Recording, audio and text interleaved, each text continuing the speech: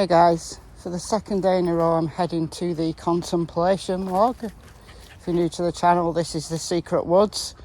Why is it called the Secret Woods? It's because it has secrets. But today I'm going to contemplate the situation with Zav Girl and Gannon Stauch's autopsy photos. Now, I made a video the other day about this, but Zav Girl has now publicly apologised on her channel. So I'm going to just give some thoughts on that and about the situation generally. This is probably the last time I'm going to do a video about this. Maybe the situation isn't going to go away, but for me, I think by the end of this video I'll probably have said all I need to say about it, unless there's any significant major developments, and then of course I may reconsider. Alright, so yesterday when I went to the contemplation log, I went this really long way around. I went over that field there, which is just full of long grass, which gave me an allergy, so going the short way. Yeah, I'll see you in a minute.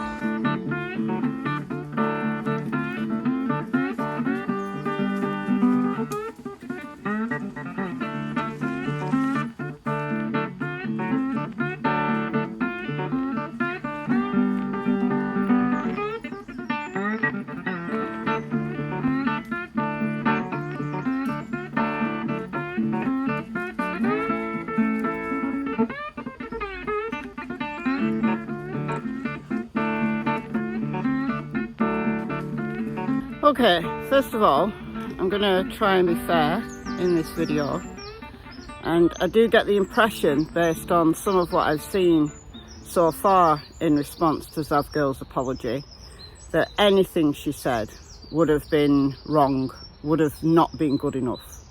And I'm not going to do that. At least I'm going to try not to do that in this video. It was only a short apology. She was reading from a written statement.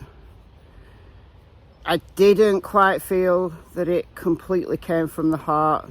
I think she had to do this to basically save her channel from hemorrhaging subscribers. She's now lost over 4,000 subscribers. She was on 92.6k before all of this happened, and she's down to 88.2, I think she was on last time I checked.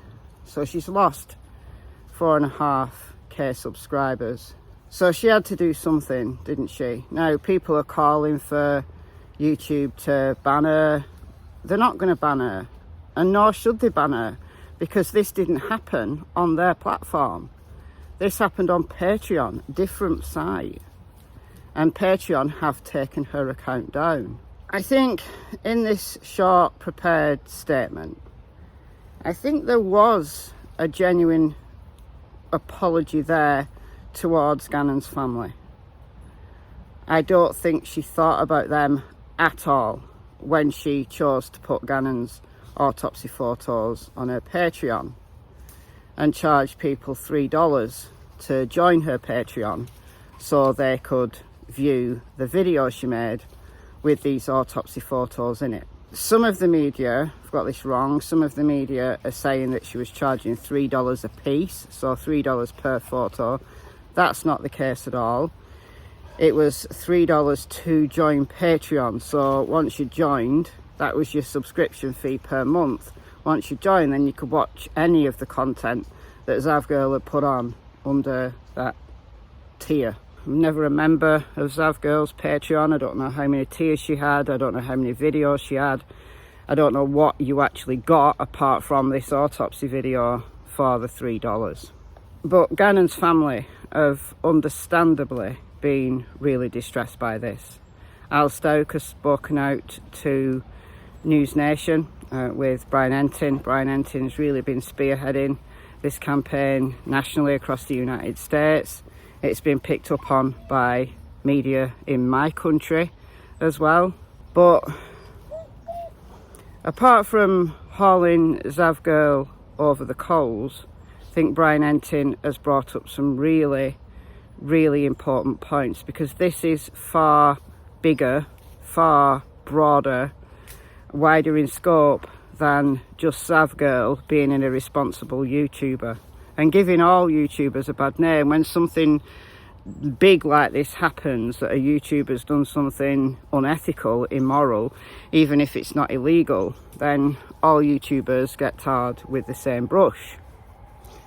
You know, YouTubers are not well thought of amongst law enforcement, either in my country or in the United States. And there are some justifiable reasons why, honestly, because YouTubers don't have to play by the same rules as law enforcement. They don't have to play by the same rules as the mainstream media. They're often working alone and skate very close to breaking the law. Occasionally a YouTuber will break the law and will get arrested for it. The recent Nicola Bully case in my country is a prime example. One person did get arrested for the content that they were putting out. But this situation is beyond Zav Girl and her making the erroneous judgment, a real lapse of having any form of compassion for the family and doing this thinking that it was acceptable. It's beyond that, because ultimately the blame, yes, Zav Girl needs to take her share of responsibility, but ultimately the blame is El Paso County in Colorado, who, as part of the Freedom of Information Act request, sent her the autopsy photos. I'm actually quite surprised that they did, and I said this in my video that I made the other day. I'm surprised they did. Colorado, the state of Colorado, doesn't across the board do this. The Chris Watts case was from Colorado, different county. It was Well County. And in the discovery, the autopsy photos of Shanann, Bella and Cece were redacted. The autopsy reports were there, and I have videos on those. But the photos were never released. But it's down to the judge in each case to seal them. And honestly, I don't think it should be down to a judge, an individual judge, to make that decision. I think it should be illegal across the board. And I don't like dictating about laws in a country that isn't mine, but Brian Entin has been really on this and made all of these points. The prosecutor Michael Allen on. Michael Allen erroneously blamed Florida for releasing the autopsy pictures. It wasn't, it was his own county that did it. So he needs to carefully look at the situation there, and this really cannot happen again. But it's even bigger than that. It's beyond the immorality of a YouTuber taking autopsy photos and denying that person who's been horrifically murdered. Gannon was horrifically murdered. He was only 11 years old. But it's beyond the loss of dignity that Gannon has received at the hands of Zav Girl. It's beyond the distress that his family have faced because of this. There's a real issue, because this has been brought to the fore.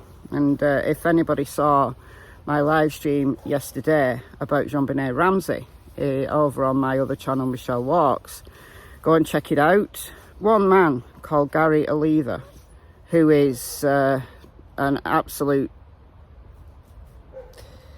low life of a man, to say the very least. A convicted pedo, in prison at the moment, eligible for release in 2025. He's confessed on numerous occasions to the murder of JonBenet Ramsey. However, the DNA found on JonBenet's underwear does not match Gary Oliva's, so I think that's the issue. I think they would have charged him. If there was no DNA evidence to the contrary, I think they would have charged him. But anyway, go and check that live stream out. But on his arrest in 2016 for child P, it was found that along with about 600 images of child P, there was also numerous images of JonBenet Ramsey, both in life that you could just get from the internet, but also her autopsy photos in his stash of porn. because they were leaked. And this again is Colorado, but JonBenét's case happened in Boulder, and it happened at the end of 1996, so not a recent case, but her autopsy photos were leaked, and they ended up in one pedo's porn stash. You can speak to as many child abuse survivors, or abuse survivors generally, of SA, who know that pictures or videos were taken of them as part of the abuse. One of their fears, one of their constant, lifelong dreadful thoughts, and just something that really prevents them from moving on, is knowing that their images of their abuse are out there, and they will be out there forever, because the internet is forever. Once something's out there, it's out there, right? You can take it down from one website, but as long as someone shared it, as long as someone screenshot it, screen grabbed it, it's out there forever, potentially. And that's what many abuse survivors fear.